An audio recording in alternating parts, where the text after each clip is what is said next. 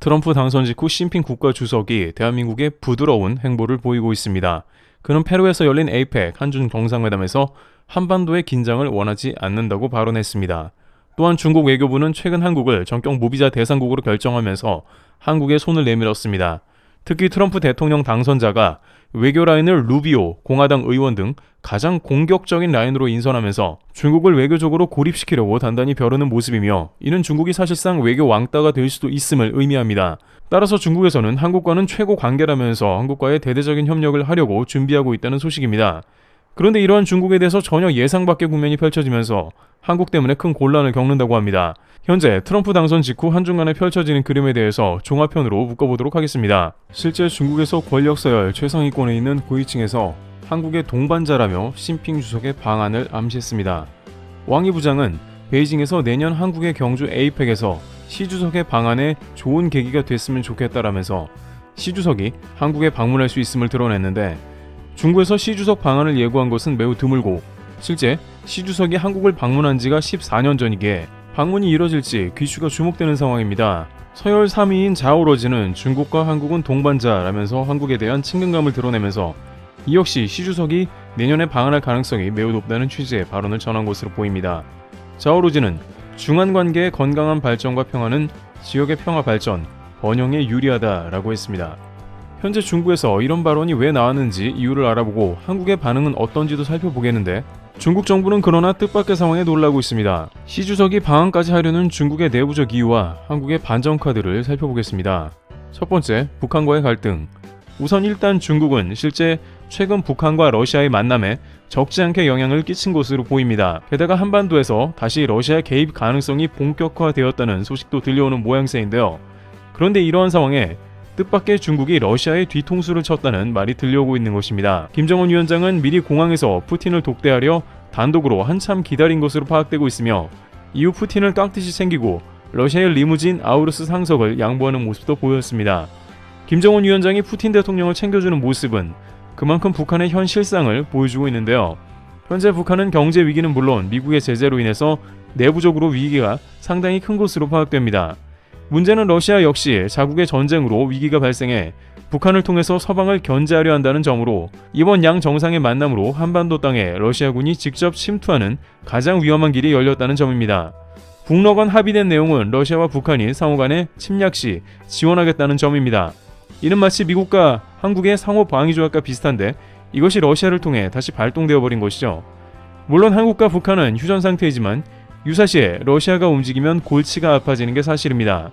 안 그래도 러시아는 한반도 주변을 중국의 공군과 함께 영공을 넘나들면서 한국을 위협한 적이 있습니다. 또한 우크라이나를 막무가내로 쳐들어간 것만 보더라도 러시아의 군 위협은 매우 실제적인 것이죠. 하지만 이러한 북러 간의 움직임은 뜻밖의 중국 때문에 더욱 주선되었다는 말이 등장하고 있습니다. 이는 현재 중국이 북한을 잘 도와주지 않으며 러시아와도 관계가 애매해졌기 때문이라는데요. 러시아 전쟁 이후 중국은 줄곧 러시아 편을 들었고 양국 외교장관은 양국의 동맹을 과시하기도 했습니다. 그러나 러시아 전쟁이 몇 년이 흐른 뒤 중국은 자신의 나라 살림이 처참하게 무너지고 있음을 보았습니다. 아무리 중국이 러시아나 중동, 아프리카 등과 조합을 해봤자 미국 하나에 걸리면 어떻게 되는지 보게 된 것이죠.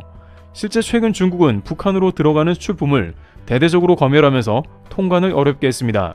한국의 요소 수출을 어렵게 한 것처럼 이제는 북한에 보낼 물품 자체를 크게 줄여버린다는 뜻입니다. 북한은 살 길이 막막해졌고 러시아라도 붙잡아야 할 판이며, 이를 통해 미국을 압박한다는 취지입니다. 러시아도 중국이 최근 가스관 협력을 결렬하는 등 양국의 분위기가 심상치 않다는 소식이 들려옵니다. 이는 중국이 미국 눈치를 보고 있으며 러시아와 북한에 예전과 같은 도움을 주기는 어렵다는 겁니다. 두 번째, 중국 경제, 한국이 필요하다. 중국이 미국의 비위를 맞추는 상태라고 볼 수 있는데, 이는 중국 경제가 가장 급하기 때문입니다. 실제 미국은 금리를 올렸고 이 때문에 중국은 부동산을 비롯해 모든 경제 지표가 크게 하락했습니다. 중국 내부적으로 미국을 적으로 둔 결과가 이렇게 처참한가에 대한 회의가 크게 밀어닥쳤습니다. 결국 시진핑 국가주석은 최근 중대 결단을 내렸는데 중국의 대외 정책을 도강양회로 전환하는 것이었습니다. 도강양회는 등소평이 강조한 중국은 힘을 숨기고 절대 발톱을 드러내지 말라는 흐름과 일치합니다. 하지만 시진핑은 1대1로 정책 등으로 힘으로 전세계를 제압하려는 유소작위를 펼쳐온 것이 사실입니다. 그러나 이것이 결국 대실패로 귀결되었으며 중국 인민의 삶을 척박하게 만들어버린 것입니다.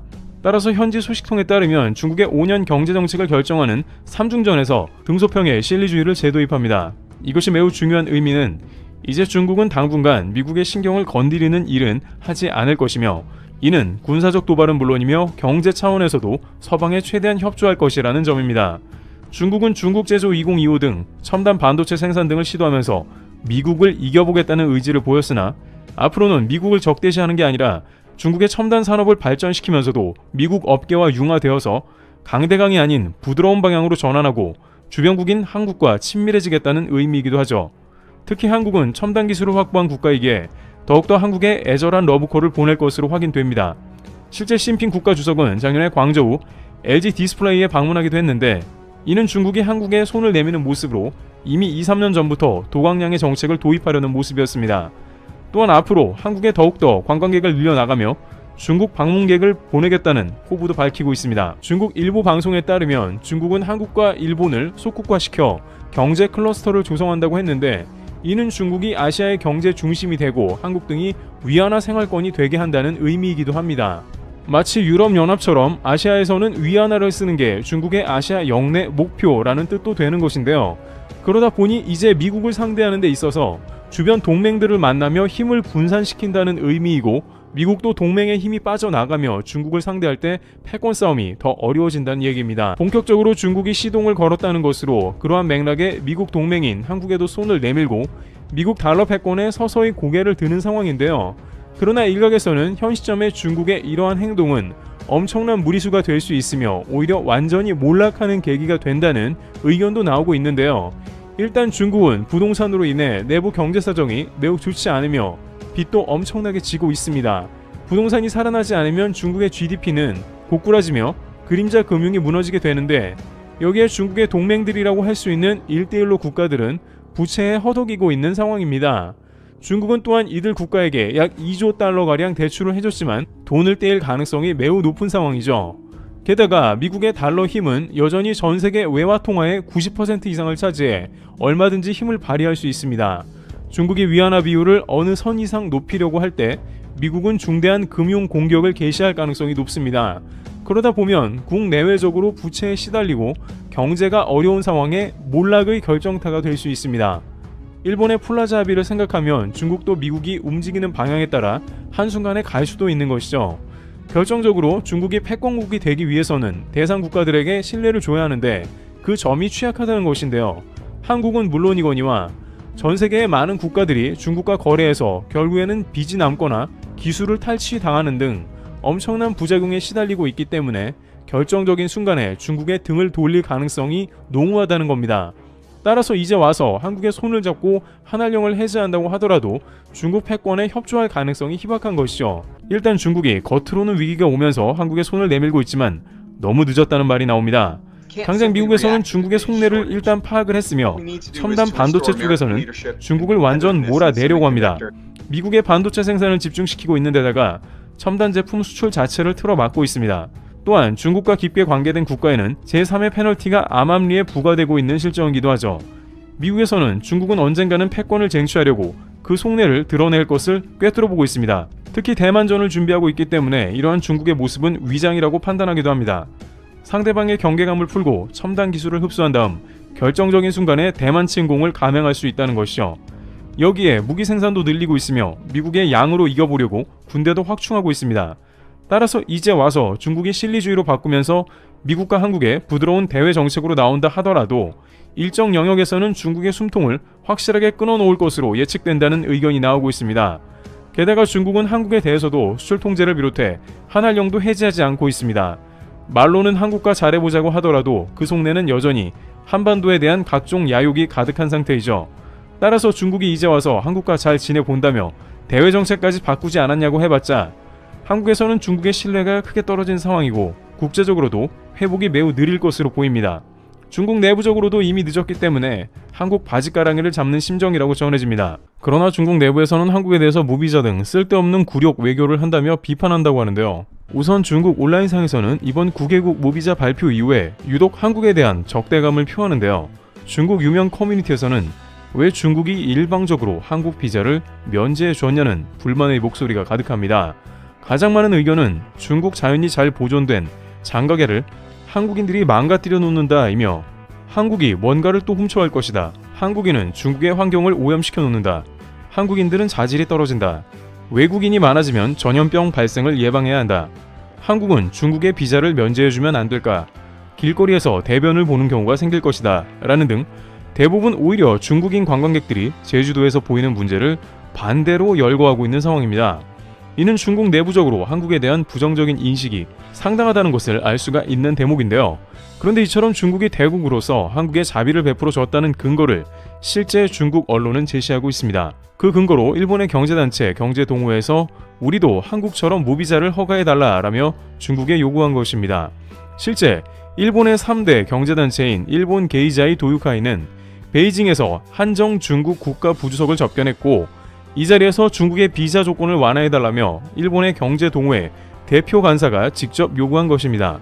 중국의 신화통신에 따르면 한국 등 유럽을 포함한 9개국의 일방적 무비자 정책을 실행했으며 비즈니스, 여행이나 관광 등 목적으로 15일 이내 기간 중국을 방문할 경우 내년까지 비자가 면제됩니다. 그러나 일본은 이번 무비자 조치에 포함되지 않자 동북아의 한중일에서 제외되었다며 중국에 요구한 것이죠. 한중일 관계가 좋다고는 할 수는 없으나 경제적인 측면에서 3개 국가는 밀접하게 돌아가고 있기 때문에 일각에서는 한국이 포함되고 일본이 제외된 것은 이례적이라는 말이 나오기도 했습니다. 게다가 일본은 2003년부터 중국 무비자 대상 국가였고 한국은 해당 기간 무비자였던 적이 없었으나 코로나 이후 일본의 무비자 조건이 끝이 났다는데 이번에 한국만 포함되자 반발을 했다는 겁니다. 그러면서 중국은 거 봐라, 일본도 이렇게 매달리는데 한국에만 자비를 베풀었다며 고마운 줄 알라는 거죠. 또한 중국 언론에서는 중국으로 여행 오는 한국의 중국 관광 패키지 가격이 일제히 무비자 발표 이후 올랐다면서 이는 한국인들이 중국 여행에 대한 비상한 관심을 보여주고 있다는 취지의 반응을 보이기도 했습니다. 그런데 이러한 중국의 속내는 상상과는 달리 오히려 한국에 대한 복잡한 사정이 있다는데요. 왜냐하면 이번 중국의 무비자 발표가 애초에 한국과 전혀 사전 협의가 충분하지 않은 걸로 전해졌는데 한국에서 중국의 무비자를 요청한 적도 없으며 그야말로 일방적인 중국의 발표였다는 겁니다. 결국 중국 정부에 뭔가 말 못할 사정이 있다는 것이며 이는 다음과 같은 상황으로 연결되고 있습니다. 중국 측은 한국의 치명적인 약점을 잡혔기 때문에 이렇게 간절하게 매달리고 있다는 것인데요. 일각에선 많은 경우 중국에서는 경제가 어려워서 당장 한국 관광객을 많이 원하고 있다는 분석이 나왔는데 실제 올해 중국을 가장 많이 방문한 관광객은 한국 관광객으로 알려진 게 사실이기 때문으로 중국은 무비자 실행을 통해서 한국 관광객으로부터 수입을 대거 올려보겠다는 의도가 들어가 있습니다. 올해 1, 2분기 한국 관광객은 15만 명이 넘어서 중국에 가장 많이 방문한 국가라고 합니다. 따라서 중국은 코리안 머니가 필요하기 때문에 이런 내용을 긴급 발표했다는 말이 있는데요. 하지만 외신은 중국이 정말 중요한 문제로 한국의 손을 놓지 않고 있다고 전하고 있습니다. 이는 외교적인 이유와 더불어 치명적인 중국의 산업과 관련된 부분에 초비상이 걸렸기 때문이라는 겁니다. 그래서 한국의 무비자와 같은 유화 정책을 펴서 한국을 붙잡아 두려는 의도가 들어갔다는 건데요. 우선 중국은 한국이 미국 편으로 완전히 쏠릴까 우려해서 항상 한국을 견제해온 게 사실입니다만 결정적으로 중국은 국가의 명운이 달린 중요한 이벤트가 한국에 달려있다는 외신의 보도가 등장한 것입니다. 우선 홍콩의 S&P는 미국을 제치고 세계 1위 경제대국으로 올라서겠다는 중국의 야심은 미국의 반도체 규제로 무너질 수 있다고 전망하며 중국이 매우 취약한 상황임을 지적했습니다. S&P는 반도체는 기술 혁신을 이끌 심장 박동에 비견되는데 미국의 핵심 반도체 부품과 기술 수출 통제로 인해 중국이 과연 얼마나 오랫동안 맥박을 유지할 수 있을지에 대한 의구심이 커지고 있다고 지적했습니다. 이어 중국은 세계 최강의 제조 역량을 갖고 있지만 핵심 기술은 중국의 아킬레스건이며 미국 기술 규제 전략에 손쉬운 먹잇감이 된다고 덧붙였습니다. 그러면서 자동차부터 스마트폰에 이르기까지 모든 것을 작동시키는 첨단 반도체를 장악하지 않고는 중국을 뛰어난 글로벌 디지털 강국으로 전환해 미국을 제치고 세계 1위 경제대국이 되겠다는 시진핑 중국 국가주석의 희망은 무너질 수 있다고 관측했습니다. 1위안짜리 반도체가 10위안어치 전기 용량을 지원하고 100위안 규모 경제적 산물을 만들어낸다는 대략적인 추산치가 있다고 설명했습니다. 그는 중국은 미국으로부터의 전례 없는 압박에 직면해 있고 중국의 국제 경쟁력은 미국의 규제가 어디까지 가느냐에 일정 부분 달려있다고 지적했습니다. S&P는 많은 국제기구들이 중국이 미국을 제치고 세계 최대 경제 대국이 될 것이라는 전망이 우세했으나 최근 이러한 전망을 폐기하기 시작한 데는 미국의 기술 규제가 하나의 이유로 작용한다고 설명했습니다. 불과 2년 전만 해도 2050년경에는 중국이 전세계 경제규모 1위가 될 거라는 예상이 많았는데요. 그런데 골드만삭스는 지난해 11월 보고서에서 미국의 기술 규제로 2023년 중국 경제에 0.23포인트 타격이 가해질 수 있다고 봤습니다. 그러면서 중기적으로 중국의 국내 총생산 GDP가 1.7%포인트 하락할 수 있고 향후 4년에 걸쳐 연간 약 0.4%포인트씩 성장이 저해될 수 있다고 관측했습니다. 또 단기적 영향은 주로 반도체와 컴퓨터 분야에 나타날 것이며 장기적으로 미국의 수출 통제가 지속된다면 중국은 더 큰 영향을 받게 될 것이라고 봤습니다. S&P는 중국은 GDP의 39.8%를 차지하는 디지털 경제를 성장의 주요 동력으로 보고 있으나 그를 위해서는 반도체가 필요하다며 이미 수면 아래에서는 무인 자동차부터 고속 컴퓨팅과 인공지능 AI에 이르기까지 여러 산업이 고통을 느끼고 있고 경제적 피해는 더 커질 것으로 보인다고 전했습니다. 실제 최근 미국은 AI 등에 가장 많이 들어가는 엔비디아 반도체 수출 금지령을 내린 상황인데 벌써부터 중국에서 문제를 느끼고 있으며 엔비디아와 물밑 교섭을 벌이는 상황입니다. 하지만 이제 중국 반도체 부족 문제는 훨씬 더 큰 문제를 직면하게 되는데요.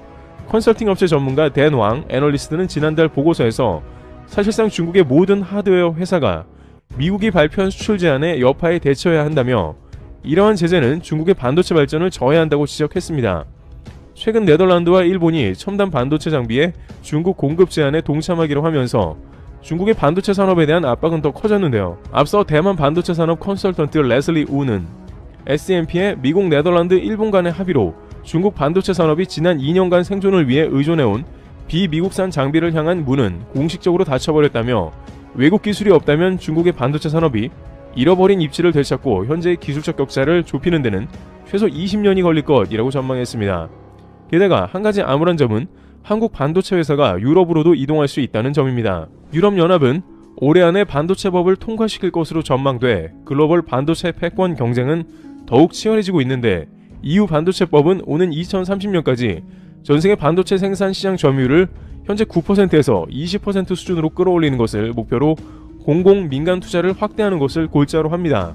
이 가운데 삼성전자가 강력하게 유럽에 입점할 것을 요청받고 있다고도 보도했습니다. 그러다 보니 이제 중국에서는 기존의 반도체 굴기를 성공시키기 위해 역대 최고 돈을 쏟아 부었는데요. 중국 입장에서는 반도체 자립률을 2019년에 30%에서 2050년까지 70%로 확대한다는 목표를 세우고 투자 지원을 확대해온 상황이며 지난해 중국의 연구개발 R&D 지출은 전년보다 10.4% 늘어난 3조 900억 위안으로 역대 최대를 기록했고 이는 GDP의 약 2.55%에 이릅니다.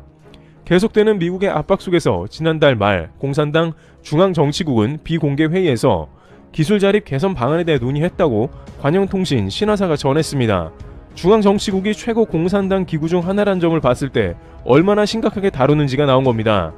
중국 공산당 정부에서 다뤄지는 내용은 또한 반드시 중국 회사들이 이뤄내야 하는 것이죠. 이는 곧 시진핑 정권이 가장 심혈을 기울이는 사업이라는 것으로도 해석됩니다. 그렇다 보니 이렇게까지 하는데 설마 중국에서 어떻게든 반도체를 못 해내겠냐는 말이 나오는 겁니다. 그러나 한 외국 투자 반도체 공장의 엔지니어는 S&P에 중국 정부의 각종 인센티브와 막대한 지출에도 중국은 반도체 업계의 필수적인 세계 수준의 인재를 유치하지 못할 것이며 일부 정부 자금은 저부가가치 공정과 미완성 프로젝트에 막대한 자금이 낭비될 것이라고 우려했습니다.